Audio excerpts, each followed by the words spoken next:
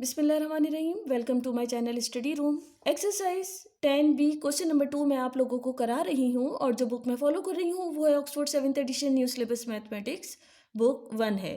तो question number 1 तो हम लोगों ने कर लिया था और अब मैं आप लोगों को क्वेश्चन नंबर 2 करा रही हूँ।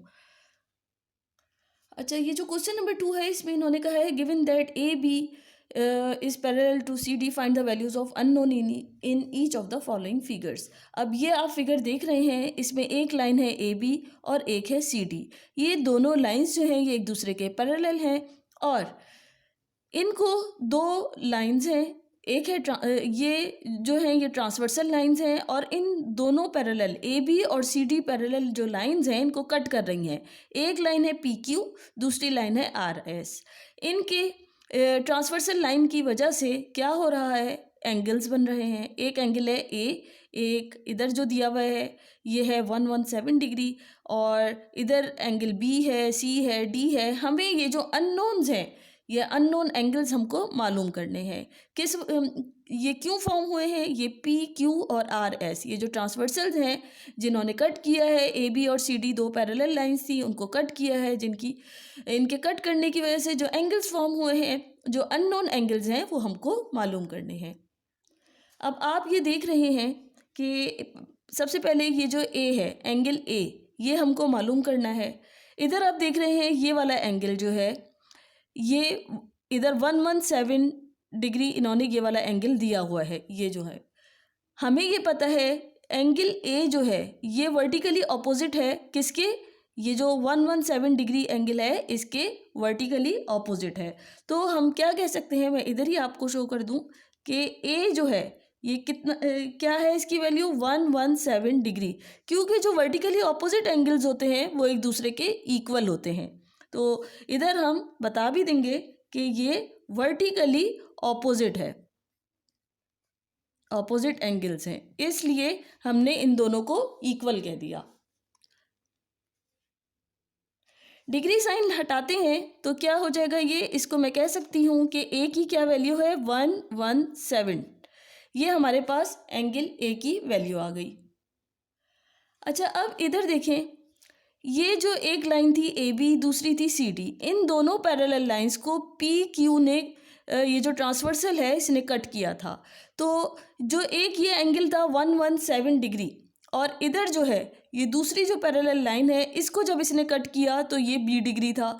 इस तरह के जो एंगल्स होते हैं एक साइड पे हम देख रहे हैं, इस साइड को नहीं देख रहे, हम सिर्फ इस तरफ देख रहे हैं। जब इसने ए बी लाइन को कट किया जब वो एंगल जो बना, और फिर जब सी डी को कट किया तो 20 डिग्री था। तो ये एंगल और ये दोनों करस्पॉन्डिंग एंगल्स हैं और ये दोनों एक दूसरे के इक्वल होते हैं।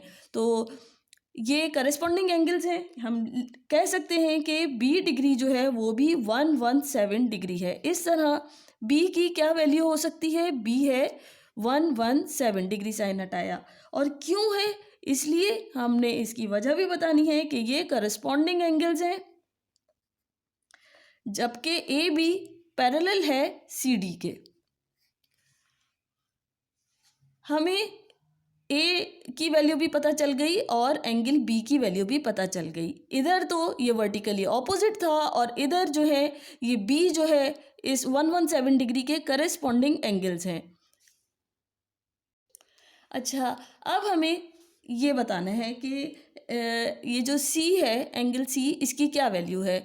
इधर आप देख रहे हैं एक लाइन ए बी है और सी डी है, तो ये जो है ये इंटीरियर एंगल्स हैं, ए भी इंटीरियर एंगल है और सी भी इंटीरियर एंगल है। हमें पता है जो इंटीरियर एंगल्स का रिलेशन क्या होता है, वो इन दोनों एंगल्स का जो सम होता है। इस तरह से जो दोनों जो पैरेलल लाइंस होती हैं वो जब कट होती हैं किसी ट्रांसवर्सल से तो जो एंगल बन रहा होता है, इन दोनों एंगल इंटीरियर एंगल्स का जो सम होता है वो किसके इक्वल होता है, वो होता है 180 डिग्री के। तो A degree plus C degree is equal to 180 degree. इस तरह मैं क्या, ए की क्या वैल्यू है मेरे पास 117 degree plus C degree is equal to 180 degree. मैंने ये बात भी, इसकी एब्रीवेशन भी लिख के बतानी है कि ये हमने क्यों लिखा है रिलेशन। हमें ये पता है कि ये इंटीरियर एंगल्स हैं, इंटीरियर एंगल्स हैं जबकि ए बी जो है पैरेलल है सी डी के। दो पैरेलल लाइंस को जब कट किया तो जो इंटीरियर एंगल्स बने वो उनका जो सम है वो 180 डिग्री होता है। इस तरह सी की जो वैल्यू है, मैंने 117 इधर 180 की तरफ भेजना है तो ये नेगेटिव हो जाएगा, 180 डिग्री माइनस 117 डिग्री, और सी की वैल्यू मेरे पास क्या आ जाएगी 63 डिग्री। डिग्री साइन हटाएंगे तो मेरे पास सी की वैल्यू आ जाएगी 63। अच्छा, ए की वैल्यू, बी की, सी की, तीनों एंगल्स की वैल्यूज़ हमने मालूम कर ली हैं। अब हमें मालूम करना है एंगल डी। ये डी की क्या वैल्यु है? आप ये देख रहे हैं कि ये ए बी पैरेलल लाइन है सी डी के, दोनों लाइंस पैरेलल हैं।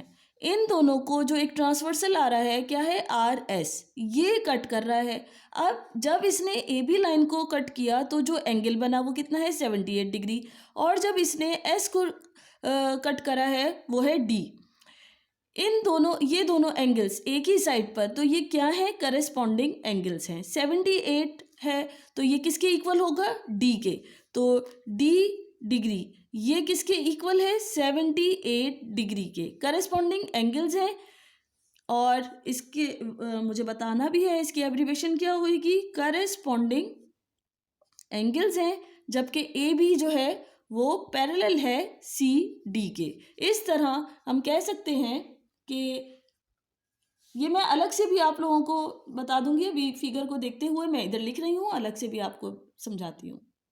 इस तरह हम कह सकते हैं कि डी की क्या वैल्यू आई है, वो भी 78 है। हमने डिग्री साइन हटाया तो डी की क्या वैल्यू है 78, ये एक दूसरे के करस्पॉन्डिंग है।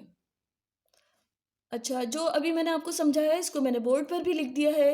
ये ए जो है वो मैंने 117 डिग्री कहा, क्यों? क्योंकि ये वर्टिकली ऑपोजिट थे, ये वर्टिकली ऑपोजिट। फिर बी की मैंने 117 डिग्री कह दिया इसके इक्वल, क्योंकि ये दोनों करस्पॉन्डिंग एंगल्स हैं जब ए बी जो है वो सी डी के पैरेलल है। और फिर मैंने सी की वैल्यू कैसे निकाली, मुझे पता है ये इंटीरियर एंगल्स हैं और इंटीरियर एंगल्स का जो सम है वो 180 डिग्री होता है। इस तरह यहाँ से मैंने सी की वैल्यू निकाल ली है।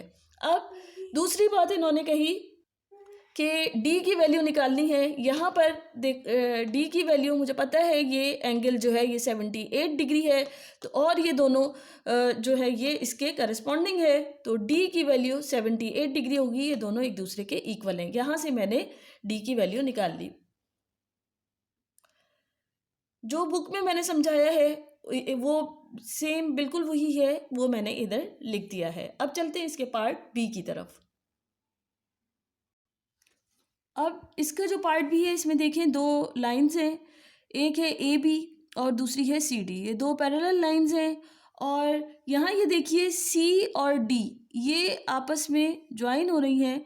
तो ये जो एंगल है एंगल ई जो है वो किसके इक्वल है ये हमें मालूम करके बताना है। हमें पता है इधर जो है ये यहाँ से यहाँ तक ये यहाँ पर भी एक एंगल बन रहा है, वो है 31 डिग्री। 31 डिग्री ये है और इधर ये दोनों एक दूसरे के ऑल्टरनेट एंगल हो रहे हैं। तो हम ई को क्या कह सकते हैं कि ई जो है वो 31 डिग्री है। ई की वैल्यू, डिग्री साइन हटाया तो ई की वैल्यू हमें पता चल गई 31 है। क्यों हमने ये कहा है इसलिए कि ये ऑल्टरनेट एंगल्स हैं। अच्छा, इधर हमने इसकी एब्रीवेशन भी बता दी कि हमने ये क्यों करा है कि ऑल्टरनेट एंगल्स हैं जब ए बी जो है वो पैरेलल है सी डी के। अब हमको ये वाला एंगल बताना है, एंगल एफ क्या है। एंगल एफ ये जो है इसका हमें पता है कि किसके इक्वल हो सकता है, ये इस पूरे, ये इसको कट कर रहा है, ये लाइन इसको कट कर रही है, एक ए बी लाइन थी और ये सी डी लाइन है। तो जो एंगल इससे बन रहा है जब ए बी को ये कट कर रहा है और जब दूसरी साइड पे ये सी डी को कट कर रहा है, तो इन दोनों एंगल्स का जो सम है ये किसके ये दोनों एक दूसरे के ऑल्टरनेट एंगल्स हो जाएंगे। एंगल एफ जो है वो इस पूरे एंगल के ऑल्टरनेट है, किसके 35 प्लस 31 डिग्री के ऑल्टरनेट है। क्यों? क्योंकि यहाँ ये ए बी से चलता हुआ इस ट्रांसवर्सल तक गया है और यहाँ ये सी डी से चलता हुआ इस ट्रांसवर्सल लाइन तक गया है, इसलिए एंगल, ये दोनों एक दूसरे के ऑल्टरनेट एंगल है। मैं कह सकती हूँ एंगल एफ किसके इक्वल है, यह है 35 डिग्री प्लस 31 डिग्री। इधर मैंने बता भी दिया कि ये क्यों करा है, क्योंकि जब इस ट्रांसवर्सल ने कट किया था सी डी लाइन को, तो सी डी लाइन से इसका पूरा एंगल, और जब इसने ए बी को कट किया था तो वो एंगल एक साइड पे इसने यहाँ से ये एंगल लिया, इधर इसका ऑल्टरनेट ये वाला एंगल लिया, तो इसको मैंने इसलिए ऐड कर दिया है। 35 plus 31 degree is equal to F degree, और इस तरह एफ की क्या वैल्यू आ जाएगी, 66 डिग्री। डिग्री साइन हटाया तो मेरे पास एफ की क्या वैल्यू है, 66। हमें ई की वैल्यू भी मिल गई और एफ की वैल्यू भी मिल गई है। अच्छा, अभी जो मैंने आपको इसका पार्ट भी समझाया है वो मैंने बोर्ड पर भी लिख दिया है, ये फिगर बनी हुई है। मैंने आपको फिगर के आगे लिखकर समझा दिया था, और मैंने अलग से भी ये लिख दिया है। ई डिग्री हमने मालूम करा था किस तरह, ये ऑल्टरनेट एंगल है, ई किसके ऑल्टरनेट है, ये 31 के ऑल्टरनेट है, तो इधर मैंने इसकी एब्रीवेशन लिखकर बता दिया कि फिर ई की वैल्यू 31 आ गई। एफ की वैल्यू मैंने आपको बताई कि वो इन दोनों एंगल्स को ऐड करके, क्यों, क्योंकि ये ऑल्टरनेट एंगल्स हैं, एफ जो है वो इसके ऑल्टरनेट है 31 प्लस 35 के। इस तरह एफ की वैल्यू भी हमारे पास आ गई 66। मुझे उम्मीद है आप लोगों को बहुत अच्छी तरह समझ में आ गया होगा। फिर भी कोई कन्फ्यूजन है तो आप लोग मुझसे पूछ सकते हो। मेरे चैनल को लाइक करना, शेयर करना, सब्सक्राइब करना नहीं भूलें। Thank you.